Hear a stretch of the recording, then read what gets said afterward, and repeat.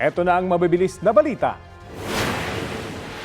Aabot sa mahigit 21 milyon pesos na halaga ng smuggled na sigarilyo ang nakumpiska sa Governor Generoso, Davao Oriental. Ayon sa pulisya, nakatanggap sila ng tawag kaugnay sa pagkakarga ng mga sigarilyo sa isang wing van truck. Nang maharang ang truck, tumambad ang aabot sa mahigit 500 kahon ng iba't ibang brand ng sigarilyo na pawang mga walang dokumento. Kinumpiska rin ang truck na ginamit. Nasa kustodiya na ng pulisya ang driver ng truck na mahaharap sa kaukulang reklamo. Wala siyang pahayag.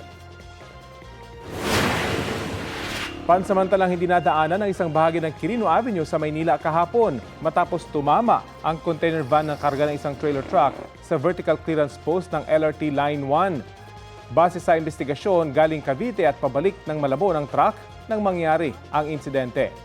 Gumamit ng boom truck ang MMDA para iangat ang sumayad na bahagi ng poste at i-welding ito. Tumanggi magbigay ng pahayag ang pamunuan ng LRT Line 1 matapos magsagawa ng inspeksyon sa insidente. Nakatakdang mag-usap ang pamunuan ng LRT Line 1 at ang kumpanya ng trailer truck.